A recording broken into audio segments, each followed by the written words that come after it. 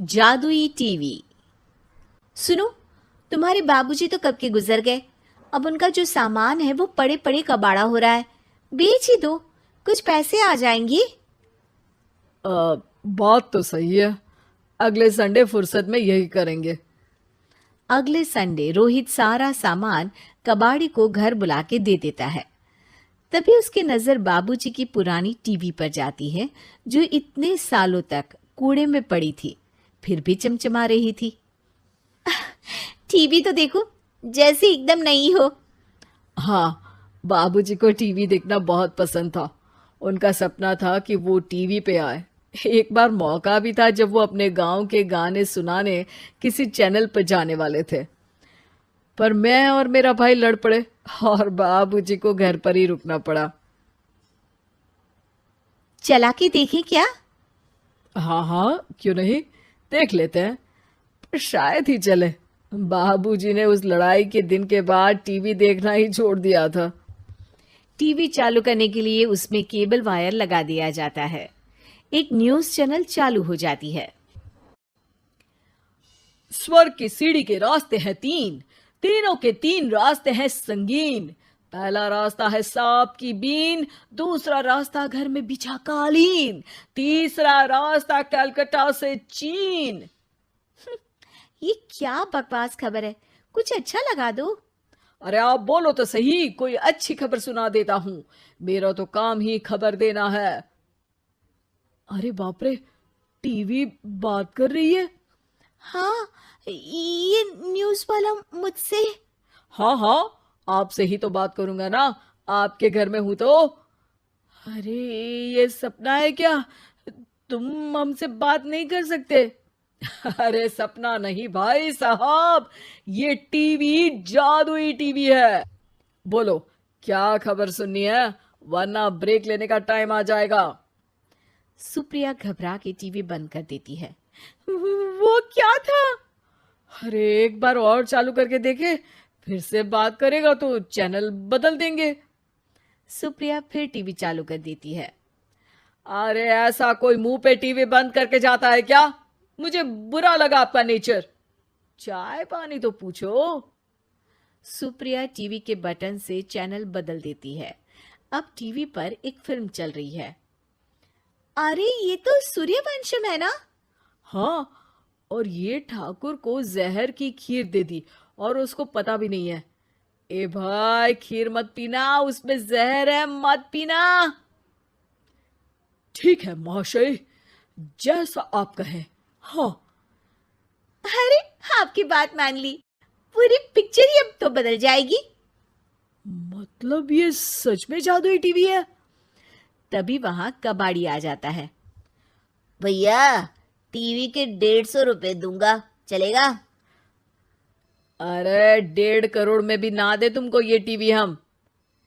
अरे 1.5 करोड़ खरीदने को होते तो तुम्हारे घर में ये पानी चाय नहीं पीता, अंबानी या टाटा के घर बैठा कोल्ड कॉफी पीता।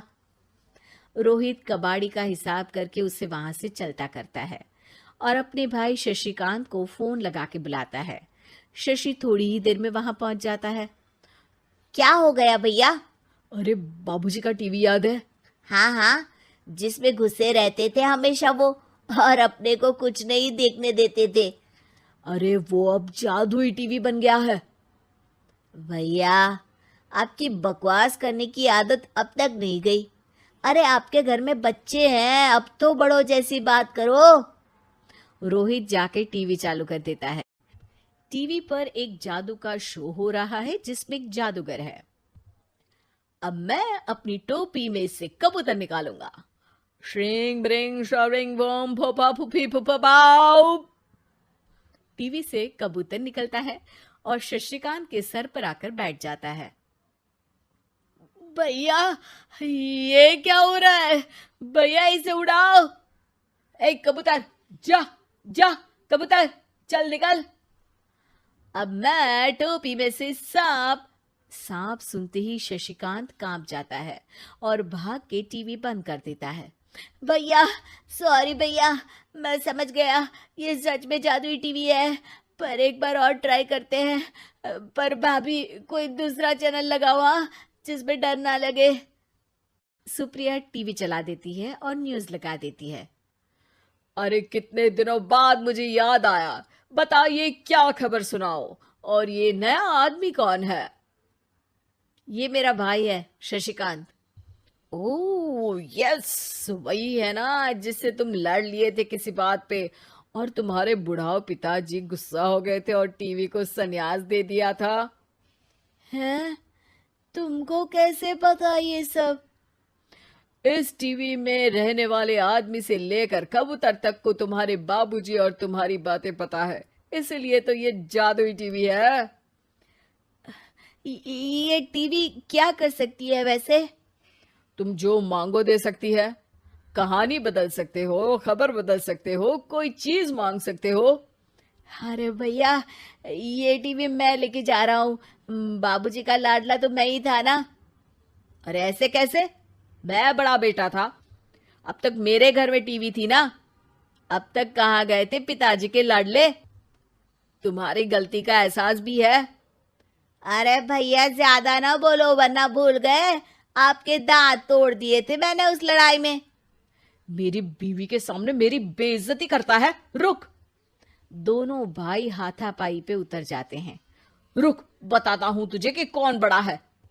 अरे छोटे का दम तो देख लीजिए आप। ये खबर आपके बाबूजी को देता हूं। तभी टीवी अचानक बंद हो जाता है। अरे शायद टीवी नाराज हो गया। और लड़ लो, आए बड़े खली बनने। टीवी से एक तेज रोशनी निकलती है और टीवी में बाबूजी दिखाई देते हैं। बाबूजी आप? इतना चकरा क्यों रहा है?